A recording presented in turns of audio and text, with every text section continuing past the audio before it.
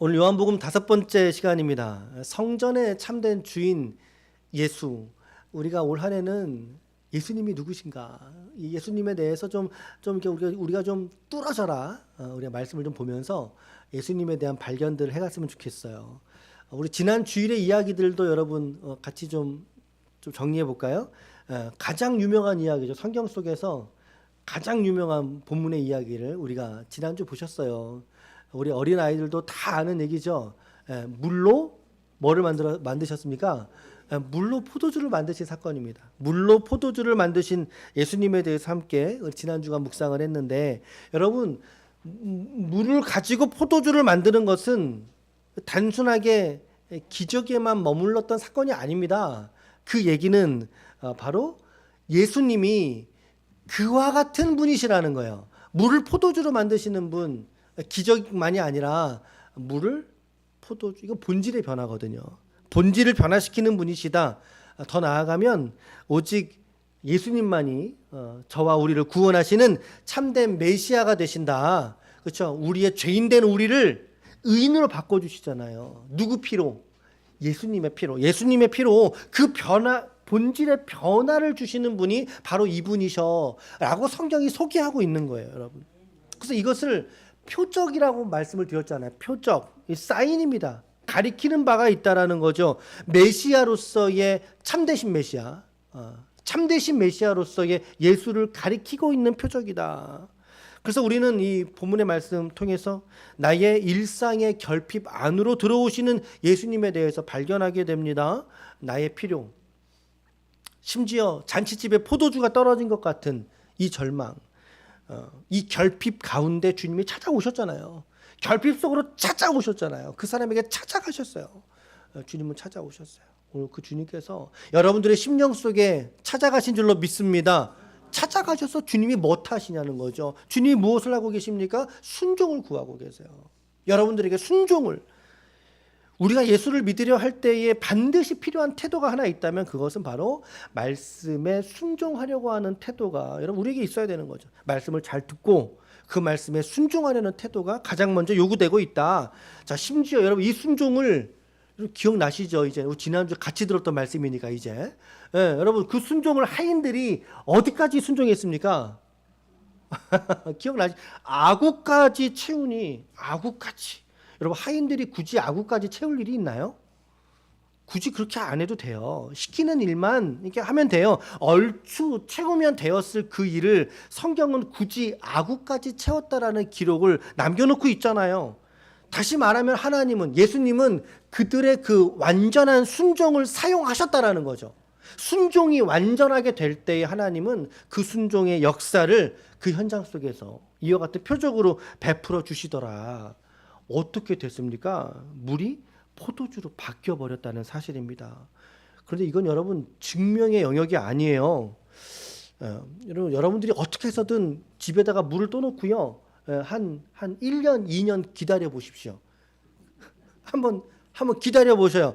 여러분 며칠 지나면 물이 포도주로 바뀔 수 있을까요?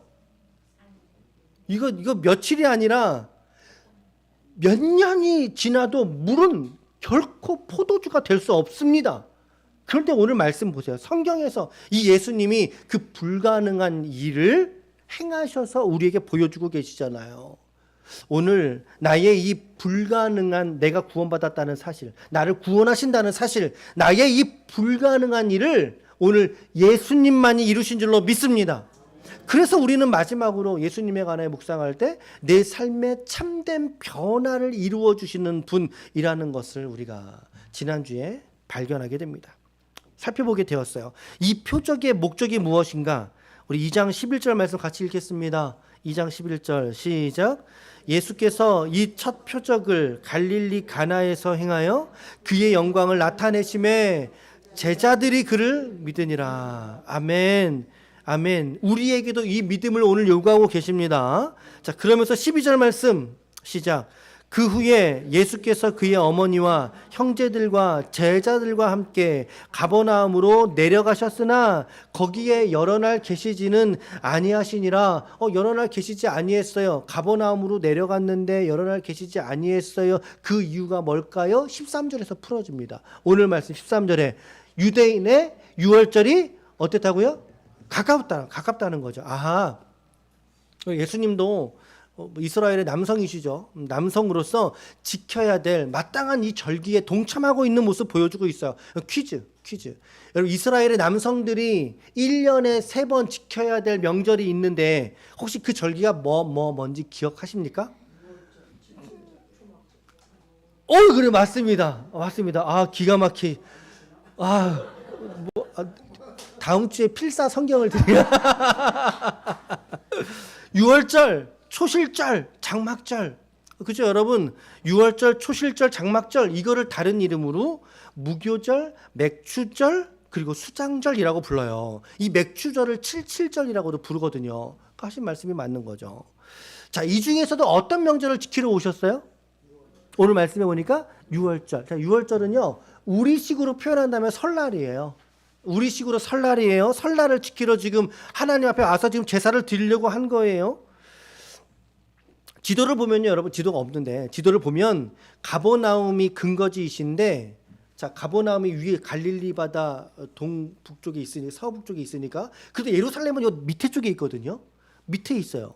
그러니까 우리식으로 표현한다면 예루살렘으로 내려간 거예요? 올라간 거예요? 우리식으로 표현하면 여러분, 대전으로 내려간다 그래요? 올라간다 그래요? 내려간다 그러잖아요. 그러니까 예루살렘 우리식으로 표현하면은 뭐라고 말해야지 맞는 거예요? 예루살렘으로 내려가는 게 맞는 거죠. 그런데 성경은 뭐라고 말하고 있습니까? 예루살렘으로 올라가셨더니라고 말하고 있어요. 왜 그럴까요? 이런 거 우리가 짤막한 상식처럼 성경을 보실 때 좀 우리가 좀 이해하고 있으면 좋겠는데, 그것은 바로 이게 위도상의 이야기가 아니기 때문에 그렇습니다. 예루살렘은요, 해발 800m 산지에 있는 고원 도시예요. 우리나라에서 제일 높은 도시가 어딘지 아세요, 혹시? 우리나라에서 제일 높은 도시가 어디게요? 혹시 태백이라고 들어보셨어요? 태백이 800에서 900m. 태백시 보면 900m라고 찍혀져 있는 이정표가 있다고 하는데, 어쨌든 고산지대에 위치하고 있기 때문에, 그러면은 어디서든지 동서남북 어디서든지 산 위에 있으니까 어떻게 표현하는 게 맞아요? 당연히 올라가는 게 맞는 거죠. 그래서 올라간다라고 성경이 기록되어져 있는 거예요. 자, 힘들게 올라가셨겠죠. 성전 안으로 들어가셨어요. 근데 들어가자마자 눈에 확 띄는 게 있었어요. 바로 소, 양, 비둘기, 여기저기 푸득푸득거리고 그냥 성전 안에 들어갔더니, 그리고 돈 바꾸는 사람들이 여기저기에서 질비하게 시장통을 이루고 있더라는 것입니다. 여러분, 이스라엘의 제사라고 하는 것은 기본적으로 제물을 태워서 드리게 됩니다. 번제, 이걸 번제라 그러죠. 이게 기본적인 예배 형식이에요. 기본 제사 방식이에요. 그러니까 지금 남성들이 전부 다 예루살렘에 뭐하러 올라갔어요? 제사 드리러 올라오는 거예요. 그러니까 자기가 살고 있는 지역에서 다들 뭐 하나씩 끌고 오는 거죠. 하나님께 드릴 제물을 끌고 올 거 아닙니까? 누구는 비둘기 한 마리를 가지고 오든, 누구는 송아지를 가지고 오든 제물을 가지고 오는 거예요. 그런데 이 거리가 예루살렘 곁동네에 있었으면 편하겠죠. 그런데 저 멀리, 어디 단에서부터 저 남쪽 부엘세바에 이르기까지 이 멀리 있는 사람들이 예루살렘으로까지 제물을 가져오는 게 쉬운 일이겠어요? 어려운 일이겠어요? 여러분, 이거는 쉬운 일이 아니에요. 작년에 여러분, 그 유모차보다 개모차가 더 많이 팔렸다면서요. 작년에 그 얘기를 언뜻 들었는데, 여러분, 지금 그런 겁니까? 그렇게 재물 가져오는 거 아니에요. 지금이면 우리가 차에다 실어서 이동을 했을 텐데 그런 게 없으니까 일일이 노끈으로 묶어가지고 손으로 끌고 이고 걸려서 그리고 왔단 말이죠. 게다가 오는 길에 재물에 흠집이라도 한번 놔보세요. 하나님 앞에 흠집 있는 재물 드릴 수 있나요? 드릴 수 없잖아요. 그럼 그거 어떻게 해야 돼요? 다시 갔다가 가져와야 됩니까? 얼마나 불편해요.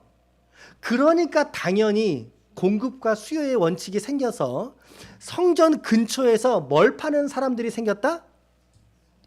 그렇죠. 가축, 드려질 재물을 파는 사람들이 생길 수밖에 없는 거예요. 당연히 조성이 될 수밖에 없겠지요. 자, 여기까지 이해가 되시죠? 오케이. 요거 납득할 수 있습니다. 자, 그리고 또 한 가지가 뭐냐면 예루살렘 성전에서는요, 헌금을 드릴 때 그냥 일반 그 돈이 아니라 성전 세겔이라고 하는 또 다른 화폐 단위를 가지고 바꿔서 드려야 되는 거예요. 성전에 돈 받을 때. 그러니까 일반적으로 그 당시에 통용되었던 화폐가 여러분 잘 아시는 데나리온, 드라크마 이런 돈으로는 못 드리는 거죠. 그러니까 성전 근처에서 그걸 뭘 해야 돼요? 다시 환전을 해야 되는 거예요. 성전에 드려야 될 그 돈으로 바꿔서 드리니까 환전이 필요하겠죠. 여러분 여기까지 이해가 되십니까? 자, 납득도 돼요. 오케이, 있을 수 있다. 아니 오히려 필요하다. 이 두 가지의 상황이 필요하다는 건 우리가 납득이 될 거예요. 그런데 우리 질문은 뭡니까? 당연한 건데, 있어서 좋은 건데, 그런데 왜 예수님이 이처럼 불같이 이들에게 화를 냈을까냐 라고 하는 질문을 여러분들 한번 해보시자는 거죠. 예수님께서 왜 이렇게 화를 내셨을까요? 막 상을 뒤집어 엎고 노끈으로 채찍 만들어 때리고 동물도 다 쫓아내고, 이게 그 당시에 사람들에게 관종처럼 보였을 거거든요. 이 상황이 막 이렇게 막 난동을 피우니까. 자, 이것은 바로 이들 파는 사람 그리고 환전상들, 이들이 정당하지 못한 이익관계를 그 성전 속에서 그들이 착복하고 있었기 때문에 그런 것입니다. 과도한 세율, 그리고 바가지 상인들. 지난주에는 비둘기 한 마리에 1세겔 했는데 이제는 뭐 한 마리에 한 5세겔 10세겔 받아버리는 거야. 과도한 세율. 어차피 사람들이 와서 제사 드리려면은 바꿀 수 있는 곳이 거기밖에 없잖아요. 이걸 뭐라고 표현하죠? 독과점. 독과점. 다시 말하면 이미 지역적인 관계적인 우위를 점하고 있어요, 상인들이. 근데 그 관계를 지금 악용하는 거죠. 자기들의 이득을 보기에 급급했던 모습들. 아까 말씀드렸어요. 6월절은 어떤 절기라고요? 우리식으로? 설날. 그러니까는 자기들한테는 이 설날이 뭐예요? 대목인 거죠. 대목. 동물을 팔거나 환전해 주거나. 그들에게 6월절이라는 시즌은 자신들도 하나님께 올라와 예배를 드려야 했음에도 불구하고 자신들에게는 오히려 그 시즌이 하나님을 기억하는 예배의 시간이 아니라 오히려 한몫 단단히 챙길 수 있는, 단단히 벌 수 있는 그런 기회밖에 되지 않았더라는 거예요. 그러니까 예수님의 눈에는 그들이 어떻게 보였을까요? 죄송한데 거의 뭐 쓰레기처럼 보이지 않았겠어요? 예수님 마음속에는, 여러분 성전에서 그거 하라고 여러분 성전이 있는 겁니까? 성전이 그거 하라고 있는 겁니까? 여러분 얼마든지 우리가 익스큐즈 할 수 있어요. 동물을 팔고 환전상을 곁에다 두고 할 수 있다고. 예배드리는 예배자들, 이들 순례자라고 표현하는데 이 순례자들의 편의를 도와줄 수 있어요. 그런데 그것이 사람의 더러운 죄성과 만나게 되면 뭐가 되죠? 불의함이 되더라는 거죠. 이제 아주 불의함이 되더라는 거예요. 그러니까 차마 주님이 그것을 눈뜨고 쳐다볼 수가 없는 거죠. 주님께서 어떻게 했어요? 좌판을 다 뒤집어 버리시는 겁니다. 좌판을 다 뒤집어 버리시는 겁니다. 성전이 성전다워야 성전이지.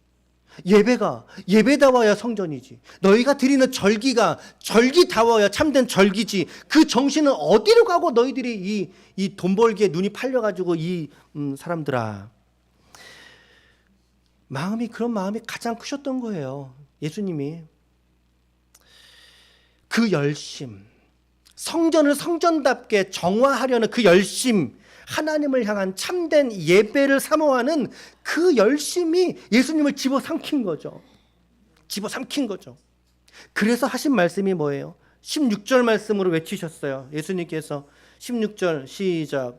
비둘기 파는 사람에게 이르시되 이것을 가져가라. 네 아버지의 집으로 장사하는 집을 만들지 말라. 예수님께서 이 본문 우리가 예수님의 거룩한 분노 이렇게 표현하는 곳이기도 한데, 이거 여러분 조용하게 예수님께서 부탁하시는 말씀을 하셨을까요?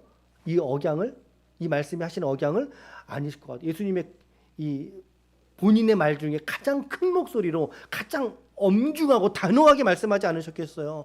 이거 가져가라.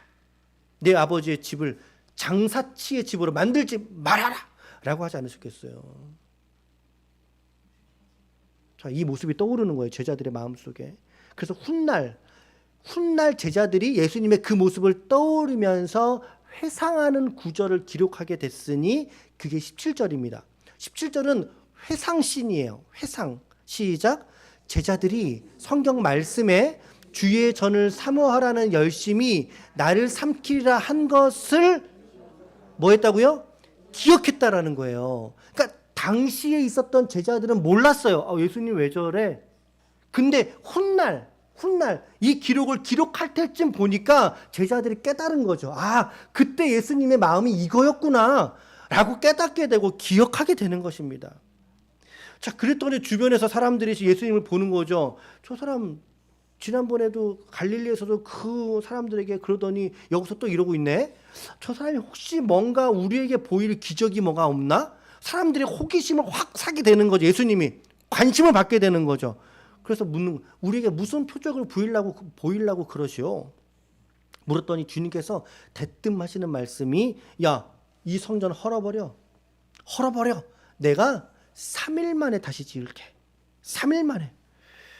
이 성전을 헐으라고 말씀하시는 거예요. 너희들이 지금 내가 이 성전에서 하는 이 일을 마뜩치 않게 여기는구나. 그렇다면 차라리 이 성전 헐어버려라. 없는 게 더 나을 것이다. 내가 사흘 동안 다시 지으리라.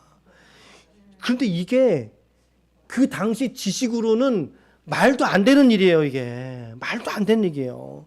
지금의 이 성전은 화려하기가 그지없는 매우 화려하고 매우 웅장한 성전입니다. 이스라엘의 성전은 총 몇 번이 지어졌는지 아셔요? 그래요, 맞아요. 3번이 지어졌어요. 3번이. 첫 번째 성전은 솔로몬 성전이죠. 솔로몬이 지어서 봉헌한 성전. 두 번째는 수르바벨 성전이에요. 바벨론 포로에서 돌아와서 지었던 규모가 훨씬 작은 성전. 근데 그 성전도 무너지죠. 지금의 이 성전은 헤롯 대왕이 팔레스틴 유대인들의 마음을 사기 위해서 정치적으로 자기의 이 건축에 대한 이걸 남기기 위해서 아주 웅장하고 화려하게 지어주게 됩니다. 거대하고 가장 화려했던 성전이죠. 근데 주님이 지금 이걸 헐어버리라고 말씀하고 있는 거예요. 그리고 내가 3일 만에 다시 짓겠대요. 이거는 물리적으로는 불가능한 얘기입니다. 지금의 기술과 지금의 장비를 가지고도 불가능한 말씀하신 거예요. 그렇게는 지을 수 없는 얘기. 그러니 사람들은 놀래죠. 저거 허튼 말 하고 있구나. 미쳤구나. 허황된 얘기구나. 라고 치부해 버리게 됩니다. 자, 그러자 주님의 말씀은, 이 말씀을 하신 속뜻은 진짜로 가시적인 눈의 성전을 말한 게 아니라는 것을 우리에게 알려주고 계시죠. 그게 21절입니다. 같이 읽을게요. 21절 시작. 그러나 예수는 성전된 자기 육체를 가리켜 말씀하신 것이라. 그래? 성전, 가시적 성전을 말하는 게 아니라 비가시적인 성전을 말하는구나. 그런데 자기 육체라고 말씀하고 계시단 말이에요. 자기 육체. 이건 또 무슨 의미지? 자기 육체인데 3일 만에 다시 지어? 이건 무슨 의미일까? 이거에 대한 대답이 22절입니다. 22절 시작. 죽은 자 가운데서 살아나신 후에야 제자들이 이 말씀하신 것을 기억하고 성경과 예수께서 하신 말씀을 믿었더라. 아멘. 주님이 하신 이 말씀의 의도는 가시적인 성전을 말하는 게 아니라 성전된 자기 자신이 죽은지 무너진지 그 말이죠. 사흘 만이니까 하루 이틀 사흘 3일 만에 다시 살아날 것을, 다시 지어질 것을 예수님께서 지금 이 당신의 사역의 가장 초창기 사건이거든요. 여기서 자기의 죽음과 부활을 예고하셨다라고 하는 것이죠. 예수님은 이런 분이신 거예요. 우리 주님은 자기의 사역 초기에서부터 자신의 죽음, 자신의 부활까지를 내다보시는 통찰과 예견의 주님이셨던 거죠. 아멘. 주님이 이렇게 6월절에 이런 일을 행하시니까 사람들이 이제 주님이 하는 그 일들을 보면서 23절 보십시오. 23절 하반절에 보니까 그의 행하시는 표적을 보고 시작. 그의 이름을 아멘. 자, 여기서 또 퀴즈 하나 낼게요. 이 이름은 어떤 이름일까요? 이 이름은 어떤 이름을 믿었을까요? 이들이?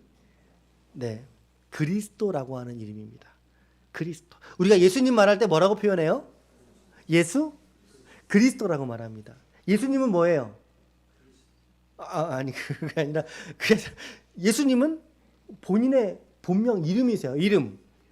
그럼 그리스도는 뭐예요, 그러면? 주님이 하신 일. 주님이 어떤 분이신지 그분의 정체성을 보여주는 거예요. 그리스도는 이름이 아니에요. 근데 오늘 말씀해 보니까 그의 이름을 믿었다라고 말하고 있어요. 예수가 그리스도 된 것을 사람들이 믿기 시작했다는 거예요. 믿기 시작했다는 거예요. 자, 그러면 또 하나. 그리스도는 무슨 뜻이죠? 그래, 맞아요. 메시아. 기름 부음 받은 자, 메시아라고 하는 뜻입니다. 다시 말하면 사람들이 저분을 보니까 저분이 메시아야 라고 믿기 시작한 거예요. 주변에서들 믿음이. 그런데 말이죠, 말씀을 여러분들이 잘 보십시오. 그들이 믿었던 메시아 상과 그리고 예수님이 정작 오셔서 이루고자 했던 메시아 상은 같아요, 달라요? 이게 완전히 다르다는 거죠. 그들이 기대하는 메시아 사역과는 예수님은 전혀 다른 메시아로서의 사역을 보여주셨어요. 그러면 그들이 생각하는 메시아 상은 뭘까요? 그들이 기다려왔던 메시아는 어떤 메시아를 기다려왔을까요? 바로 로마 정부에서부터 이 나라를 독립시켜 줄 정치적 메시아를 그들은 기다려왔어요. 여적지 계속해서 누가 이 나라를 독립시켜 줄고,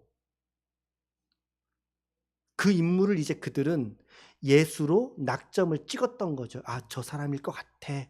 저 사람일 것 같아. 그런데 주님이 이 땅 가운데 다시 오신 메시아로서 오신 이유는 정치적 메시아가 아니잖아요. 어떤 메시아시죠? 어떤 메시아? 죄인을 살리시고 죽을 수밖에 없는 사망의 저주 아래 있던 우리 모두를, 저와 여러분들을 그 죽음에서 해방시키기 위하여 참 생명과 부활로 자신을 증거하시는 그 메시아로서 오신 거지, 그들이 생각하는 그런 정치적 메시아가 아니더라는 거예요. 그런데 이 핀트가 제자들에게도 똑같이 그들도 그런 생각하면서 주님을 쫓아옵니다. 따라옵니다. 언제까지? 예수님 십자가에 죽을 때까지. 이 제자들도 예수님을 그러한 정치적 메시아로 바라보면서 쫓아가고 있던 거예요. 나도 나중에 한 자리 주겠지. 한 자리 주겠지. 이런 모습은 우리 사복음서 우리 묵상하면서 여러분들이 계속 반복적으로 만나고 있는 그런 장면입니다. 자, 우리 본문의 해설은 이쯤 하고요. 자, 오늘 이 말씀을 통해서 우리가 오늘 어떤 예수를 발견하게 되십니까, 여러분들은? 우리 예수 발견, 오늘 세 가지를 한번 좀 찾아볼까요? 첫 번째는 참 성전의 주인이신 예수를 우리가 발견하게 됩니다. 어떤 예수를 발견하는가? 예수님이 성전에 나가셔서 이 장사치들을 모두 쫓아내셨어요. 이거는 예언자들이 보여주었던 상징 행동과 상당히 유사한 패턴입니다. 다시 말하면 그 행위 자체가 갖는 어떤 메시지가 있다라는 거죠. 그게 뭐냐는 거죠, 우리는. 그것은 바로 하나님의 집, 성전의 주인은 바로 예수님이라는 것을, 예수님이 스스로 이 거룩한 분노를 내면서 이 성전이 오로지 하나님의 것이고 더 나아가 그 하나님과 자신이 하나이심을 보여준 그런 사건이라는 거예요. 하나님의 집은 성전을 말하죠. 성전. 그 하나님의 집의 주인이 바로 예수님이시더라. 아멘. 아멘. 이것을 또한 또 예수님이 하나님이시다라고 하는 것을 반증하는 자료가 될 수 있습니다. 그리고 또 한 가지는 우리에게 그 성전에서의 참된 예배를 오늘 예수님은 우리에게 구하고 계신다라고 하는 메시지도 발견하게 됩니다. 우리가 지금 교회로 모였습니다, 여러분. 교회가 무슨 뜻입니까? 교회는 에클레시아, 밖에서부터 불러줬다 이 말이에요. 불러진 사람들의 모임이에요. 즉 세상으로부터 하나님의 백성으로 불러내진 구별된 사람들의 모임을 교회라고 그래요. 자, 그럼 여러분들에게 또 질문해 볼게요. 이 교회의 존재 목적이 뭐냐는 거죠. 교회의 존재 목적. 자, 선교하기 위해서이다. OX. 교회의 존재 목적. 선교하기 위해서이다. OX. 틀려요? 틀려요? 여러분, 맞지요? 하지만 틀린 말이기도 하다 그 말이에요. 그 말씀 드리고 싶은 거예요. 교회는 이 지역 봉사와 섬김을 위해서 존재한다. 맞아요? 틀려요? 네, 맞지요. 그런데 틀리지요. 교회의 존재 이유를 여러분들이 단 한 가지로 정의 내려 본다면 그것은 바로 하나님을 예배하는 공동체가 바로 교회여야 할 줄로 믿습니다. 교회 안에서 교제해야죠. 친교 나눠야죠. 맞지요? 맞지요? 근데 그게 교회의 본질입니까? 그렇지 않다는 거예요. 이따가 떡국이 맛있을지어다. 할렐루야. 떡국 맛있을 거예요. 식사 맛있게 하십시오. 교제하십시오. 그런데 그건 교회의 본질이 아니에요. 우리 교회는 친교를 위한 공동체가 아니죠. 더 나아가 오늘 말씀처럼 어떤 이익을 위해서 장사하는 곳은 더더욱 아닐 거예요. 교회의 존재 이유를 단 한 가지만 말한다면 그것은 하나님을 예배하는 공동체가 바로 교회인 줄로 믿습니다. 이게 존재 목적이죠. 그렇다면 이 교회들인 여러분들의 삶의 목적은 무엇이겠습니까? 역시 우리는 예배입니다. 라고 고백할 수밖에 없는 것이죠. 우리가 이제 예배란 무엇인가? 이런 주제들이 더 묵상할 수 있는 주제들인데 우리 4장에 가보면 우리 3장에서 니고데모와의 대화가 나오고 4장에서 사마리아 여인과의 대화가 나와요. 그 장면에 우리가 예배라는 주제를 다룰 테니까 그때 가서 우리 조금 더 이야기를 나누도록 하고요. 중요한 것은 우리의 예배의 참된 주인은 누구시다? 예수님이시다. 하나님이시다. 아멘. 아멘. 첫 번째 우리가 발견한 예수 발견 첫 번째고요. 두 번째는 시작. 죽은 지 사흘 만에 저 이런 표현 쓰기가 조금 그렇다. 살아나실 예수님 이러기가 좀 저는 어색한데 우리 살아나신 그러잖아요. 살아나실 예수님. 오늘 말씀해 보니까 이 건물 헐어버려라. 내가 며칠 만에 사흘 만에 다시 일으키리라. 이게 말도 안 되는 것처럼 보였지만 주님은 그것을 자기의 육체를 가리켜 하신 말씀이다라고 이야기를 했죠. 물론 이 헤롯 성전이 AD 70년에 로마의 디도 장군에 의해서 철저하게 파괴가 됩니다. 이 헤롯 성전이 파괴가 돼요. 당시에 소문이 돌았어요. 쫙 퍼졌어요. 야, 저 성전에 벽돌하고 벽돌 사이에다가 유대인들이 뺏기지 않으려고 금을 숨겨뒀대 라고 하는 소문이 돌았어요. 그러니까 사람들이 저 무너진 성전을 보고 어떻게 할까요? 전부 다 보물찾기 하는 거죠. 다 가지고 이제 쪼는 것입니다. 마가복음 13장 2절입니다. 13장 2절 시작.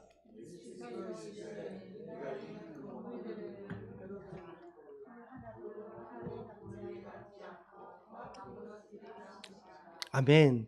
결국에는 주님의 이 말씀이 이루어진 거죠. 여러분, 가시적 성전은 본질의 성전은 아닙니다. 우리가 지금 여기 기쁨의 교회 성주 빌딩 4층에 지금 있는데 우리에게 성전의 본질은 비가시적 성전이 하나님의 참된 성전이라는 것을 우리가 보게 됩니다. 그렇다면 과연 진짜 성전은 어디일까냐는 거죠. 진짜 성전은 어디일까요, 여러분? 어디를 말할까요? 여긴가요? 예배드리는 이곳? 그래 맞아요. 내 자신이 교회인 거예요. 내 자신이 교회고 내 자신이 성전인 거예요. 그것을 사도 바울이 이렇게 말하잖아요. 고린도전서 3장 16절 시작. 너희가 하나님의 성전인 것과 하나님의 성령이 너희 안에 계시는 것을 알지 못하느냐. 그러니까 참된 성전은 어디 안에 있어요? 내 안에 있어요, 여러분. 내 안에. 그래서 헤롯 성전은 오히려 무너져야 했던 거예요. 사람들 자꾸만 그 가시적 성전을 보면서 자기가 진짜 성전인 것을 깨닫지를 못하니까 하나님께서 오늘 우리를 당신의 참된 성전을 삼으시기 위해서 그 가시적 성전을 무너뜨려 버리셨습니다. 오늘 우리 마음의 성전은 바로 예수께서 죽으신 지 사흘 만에 살아나심으로 세우신 진짜 성전인 줄로 믿습니다. 우리의 성전이 그 성전이에요. 그래서 우리의 영이 충만한 곳이 바로 성전인 것이죠. 주의 영이 충만한 성전이요. 이 성전에서 하나님은 영원토록 오늘 나와 함께 하신다는 사실을 오늘 이 신년 벽두부터 우리의 믿음 안에서 우리 간절히 믿는 저와 여러분들이 되시길 축복합니다. 여러분, 그래서 우리가 절주도 하고 그래서 우리가 금연도 하는 거 아니에요. 분명한 원리가 있어요. 그러니까 성경 속에 내 자신이 내가 하나님의 예수님의 참된 성전이라고 내가 고백하고 내가 그렇게 살아가길 원하고 내가 고백을 했는데 오늘 여러분들의 진짜 이 마음의 성전이 주님의 성전인 거 여러분 정말 믿으세요? 대답이 순간 확 줄어들었는데 여러분, 여러분들의 마음의 성전이 하나님 앞에 진짜 성전인 거 믿으세요? 아멘. 주님을 사랑하시면 아멘 합시다. 아멘. 그 주님을 사랑하는 마음들이 오늘 우리 안에 있어요. 다 있을 거예요, 여러분들이. 그 정도는 다를 수 있지만 우리가 주님 사랑합니다. 그 주님께 나아갈 담력을 우리는 우리의 믿음과 신앙에서 고백하면서 담력을 얻습니다. 오늘 우리의 마음이 주님의 성전이라는 것을 깨달을 수 있기를 축복합니다. 그렇다면 좀 달라질 수 있습니다. 올 한 해가 달라질 수 있습니다, 여러분. 우리의 삶이 달라져요. 내가 진짜 내 이 몸이 물론 가시적 육체만이 아니라 육체 속에 있는 마음이 하나님의 성전인 걸 안다면 우리의 삶이 달라져요. 우리의 믿음과 삶이 더 달라져야 되죠. 우리 지난 금요일 날도 제가 설교하다가 잠깐 말씀을 드렸는데요. 제가 그 야식을 끊었더니 몸이 가벼워지더라고요. 예, 저녁마다 이제 꼭 뭔가 제가 먹고 잤거든요. 배가 좀 고프다 싶으면 가서 뭘 먹고 자고 그랬더니 자꾸만 나오는 건 뭐가 나와요? 예, 배가 자꾸 나오고. 야식을 끊었더니 몸이 가벼워져요. 숙면을 해요. 잠이 달아져요.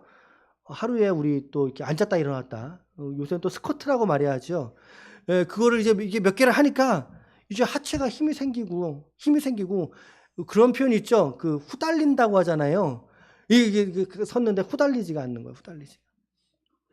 여러분, 우리 안에 하나님이 계신다라고 하는 인식이 분명한 사람은 그 사람은 자기의 몸 관리도 하게 돼 있어요. 그렇죠? 그렇다면 어떻게 될까요? 자기의 삶이 달라지지 않겠습니까? 삶이 달라지면 어떻게 될까요? 달라진 삶을 통해서 그 만족이, 행복이, 그 마음의 그 행복도가 달라지지 않겠습니까? 아멘. 오늘 주님께서 올 한 해 저와 여러분들에게 주신 하나님의 말씀을 기억해 보십시오. 우리 송구영신 예배 때 동서남북을 바라보라고 말씀하셨어요. 예, 심지어 걸어간 곳까지를 하나님이 우리에게 주신다고 말씀하셨잖아요. 지난주에. 기억이 나시는 분도 있고. 자, 우리 성경책들이 다 있으신가요? 있으시면 펼쳐봅시다. 자, 이거 찾아보는 게 좋을 것 같습니다. 창세기 13장. 자, 없는 분은 잘 들으셔도 괜찮겠습니다. 말씀 앞에 준비를 안 했고요. 창세기 13장 14절에서부터 17절까지의 말씀. 우리 지난 금요일 날도 이 말씀 우리가 힘차게 읽었거든요. 자, 우리가 오늘 신년 감사예배라 그랬습니다. 올 한 해 하나님이 내게, 우리 가정에, 우리 교회에 주신 말씀 우리가 함께 받고 믿음으로 선포하길 원합니다. 함께 읽읍시다. 시작. 롯이 아브라함을 떠난 후에 여호와께서 아브라함에게 이르시되 너는 눈을 들어 너 있는 곳에서 북쪽과 남쪽 그리고 동쪽과 서쪽을 바라보라. 보이는 땅을 내가 너와 네 자손에게 주리니 영원히 이르리라. 내가 네 자손이 땅의 티끌 같게 하리니 사람이 땅의 티끌을 능히 셀 수 있을진데 네 자손도 세리라. 너는 일어나 그 땅을 종과 횡으로 두루 다녀보라. 내가 그것을 네게 주리라. 아멘. 할렐루야. 아멘. 오늘 말씀 다녀보라 그랬어요. 다녀보라. 다닌 곳까지 너한테 줄게. 그랬으면 여러분들은 걸어가겠어요? 뛰어가겠어요? 차 타고 가시겠어요? 내가 간 곳까지를 다 주신다면서요. 그 우리가 어떻게 가만히 앉아 있어서 주님께 달라고 하겠으며 한 발자국 천천히 걸으면서 달라고 하겠어요. 우리가 뛰어가겠죠. 할 수 있는 사람은 차 타고 가겠죠. 여러분 당연히 뛰어가야죠. 올 한 해가 2024년도 올 한 해가 여러분들 안에 그러한 변화, 그러한 성장, 그러한 성숙의 한 해가 되시기를 주님의 이름으로 간절히 축원합니다. 아멘. 내 몸이 살아계신 하나님의 성전이라는 것을 고백하는 귀한 믿음이 되시길 축복합니다. 아멘. 아멘. 마지막 세 번째, 우리가 예수 발견, 어떤 주님 발견하게 됩니까? 이 사람들의 기대와 전혀 다른 예수님을 발견하게 됩니다. 오늘 말씀 속에서 자, 말씀드렸어요. 예수님은 이 땅 가운데 누구로 오셨어요? 메시아로 오셨어요. 맞아요. 그런데 사람들이 추구하는 메시아가 아니더라는 사실이에요. 죽기 위한 메시아로 오셨다는 사실이에요. 그 죽음은 아무 죄도 없으신 그 주님의 그 죽음은 저와 여러분들을 위한 죽음이에요. 나를 위한 죽음이란 사실이에요. 저와 여러분들을 사망에서 구원하시기 위해서 영혼 구원의 메시아로 이 땅 가운데 오셨다는 사실이에요. 제자들도 이 메시아 되시는 예수님을 정말 끝까지, 어쩜 그렇게 이게 미련한지 끝까지 십자가에 달려 죽으실 때까지도 제자들은 예수님을 정치적 메시아로 그들도 오해하고 있었어요. 대중도 마찬가지고 자기 이익을 만족시켜줄 대상으로서 예수님을 바라봤다 이 말이에요. 응? 그런 메시아로 기대했다는 거예요. 여러분, 오늘 우리가 믿는 예수는 오늘 누구십니까? 그 주님이 우리의 삶이 형통하고 우리의 삶이 잘 되기를 원해. 우리도 원하잖아요. 그거 원하잖아요. 불통하고 아프길 원하는 사람 어디 있어요? 그런데 여러분 잘 아셔야 돼요. 주님은 그것을 위해서 이 땅 가운데 오신 분이 아니더라는 사실입니다. 그런데 이거를 착각하는 사람이 너무나 많아요. 너무 많아서 시험 드는 사람이 너무나 많아요. 내가 예수를 믿어서 이게 뭐라도 내가 덕을 하나 보려고 내가 예수 믿었는데, 물론 덕 볼 수 있죠. 덕 보면 좋지요. 근데 여러분 그게 전부가 아니라니까요. 우리 신앙의 본질은 그것을 전부라고 말하고 있지 않아요. 마치 덕 보지 못하면 내가 예수님께 잘못 온 것처럼, 내가 원하는 거 하나님이 들어주지 않으면 내가 이 교회에 내가 잘못 나온 것처럼 이렇게 생각하는 오류가 많은 그리스도인들이 상당히 많이 있습니다. 여러분 전혀 그렇지 않습니다. 오늘 저와 여러분들은 주님이 원하시는 건강한 신자가 되시길 축복합니다. 주님은요, 영원한 사망에 그 죽음의 종로로 타는 우리를 그 혐오스러운 죄에서 해방시키려고 오신 거예요. 참된 해방은 죄로부터의 해방이지 정치적 메시아가 아니란 말이죠. 그들이 원하는 입맛을 구슬려 주시는 메시아가 아니시라는 거예요. 우리를 죄에서 해방시키고 구원하러 오신 메시아이시지 나의 만족, 이기심, 나의 형통을 위해 오신 그런 메시아가 아니다 이 말이에요. 오늘 이들이 분명히 성경은 주님의 이름을 믿었다라고 기록하고 있습니다. 믿었다. 그런데 가짜 믿음이었던 거죠. 믿었는데 가짜 믿은 거예요. 잘못 믿은 거예요. 오늘 우리도 마찬가지입니다. 우리 안에 그런 사람은 한 명도 없을 줄로 믿지만 많은 사람들이 가짜 믿음을 진짜 믿음으로 착각하는 사람들이 있다는 거예요. 이런 믿음의 오류를 오늘 저와 여러분들은 범하지 아니하고 바르고 참된 진리를 깨닫는 우리 모두가 되시기를 축복합니다. 우리가 지금 이것을 봤다면, 이 오류에 대한 지점들을 봤다면 우리가 이제 그 길을 걸으면 안 되는 거죠. 그 길을 걷기보다 하나님이 오시는 진짜 길을, 우리가 진리의 길을 걸을 수 있어야 되는 거예요. 오늘 여러분들에게 예수는 누구로 다가가십니까? 예수님은 여러분들에게 누구로 여러분들은 고백하고 계십니까? 단지 내 필요, 내 결핍, 물을 포도주로 만드셨다는 그 주님, 내 필요를 채워주기 위해서만 오신 그 주님으로 바라본다면 굳이 교회가 아니셔도 괜찮습니다. 그거라면, 그렇죠. 다른 것도 많이 있어요. 오늘 이 예수가 정말 누구신가? 정말 세상 누구는 몰라도 오늘 저와 여러분들은 이 성경 안에서 우리가 바르게 배워서, 성경을 바르게 배워서 바르게 믿고 바르게 깨달을 수 있기를 축복합니다. 이 참 믿음의 복이 2024년도 한 해에 충만하시기를 주님의 이름으로 축원합니다. 아멘. 자, 정리하고 마칠게요. 정리해 봅니다. 우리 본문 안에서 예수님을 발견합니다. 첫 번째, 시작. 아멘. 교회의 참된 존재 목적은 뭐에 있습니까? 예배에 있습니다. 그렇다면 여러분들의 삶의 목적은 무엇이어야 합니까? 예배여야 합니다. 올 한 해 제발 예배를 회복하십시오. 제발 예배를 회복하십시오. 잊지 마십시오. 두 번째는 뭔가요? 시작. 아멘. 그러므로 우리 마음의 성전을 주님이 세우신 거예요. 내 마음이 하나님의 성전이라는 걸 깨닫고. 마지막 세 번째는요. 시작. 오늘 내 믿음도 이들과 혹시 유사하게 예수님을 이용하려고 하는 믿음은 아닌지 돌아보면서 참된, 성경이 말하는 참된 예수를 그리스도로 고백하며 나아가는 우리 모두가 되시길 축복합니다. 아무쪼록 우리의 믿음과 신앙 고백을 다시 한번 우리 하나님 말씀 위에 세우심으로 말미암아 우리 오늘도 이번 한 주간도 믿음 안에 승리하시는 하나님의 거룩한 종들이 우리 기쁨의 가족 한 사람 한 사람 모두 되시기를 주님의 이름으로 간절히 축원합니다. 아멘. 축원합니다. 우리 시간에 같이 함께 기도하시겠습니다.